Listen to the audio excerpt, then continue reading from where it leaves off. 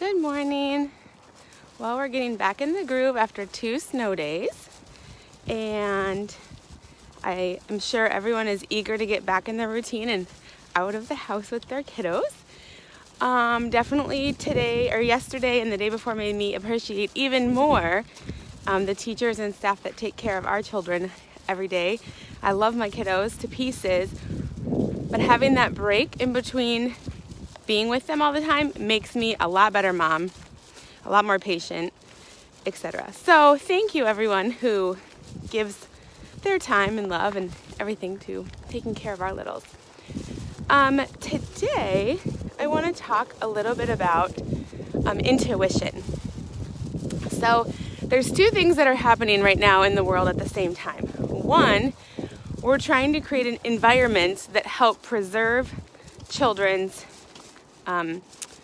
intuition, help preserve their mental health, help preserve their thought process, etc. And then there's also this group of adults and this adult population who are trying to get back to that. So remember, like when you were a child and you were playing something and it was really fun or exciting and the time just seemed to fly by. Like you weren't really conscious of if it was 5 minutes or an hour or 2 hours. Maybe you really liked trains, maybe you really liked Legos, maybe you really like to play in the snow, maybe you really like to play the piano. And you just think back, take a second and try to get in your mind something that you played or did when you were a child that seemed to stop time.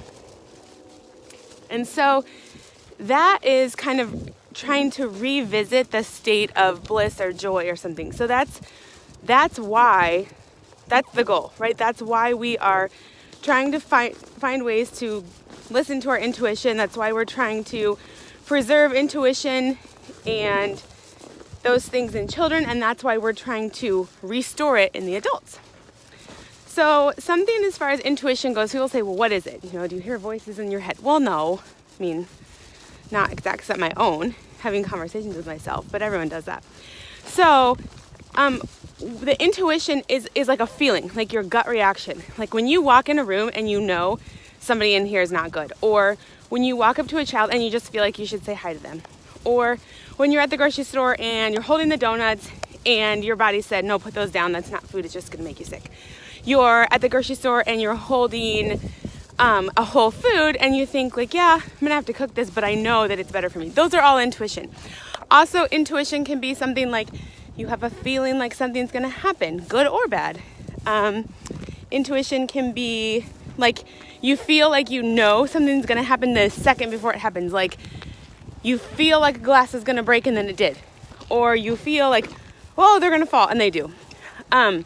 So just listening to the intuition, the more we can take time to listen to it and refine just really hearing it, because there's so much noise in the world. There's sensory noise, there's emotional noise, there's noise, there's all kinds of input going on. So it's kind of hard to figure out how to preserve and restore the ability to listen to our intuition when there's so much going on around us.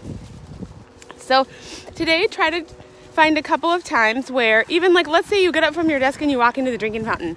Should I go to the one on the left or the one on the right? I mean, I know it seems silly, but little things like that where you can consciously set up on purpose a way to listen to your intuition, the more you do those things, the easier it gets. So I hope everyone has a great day. I have a feeling, an intuitive feeling, it will be fantastic. And take care. Bye.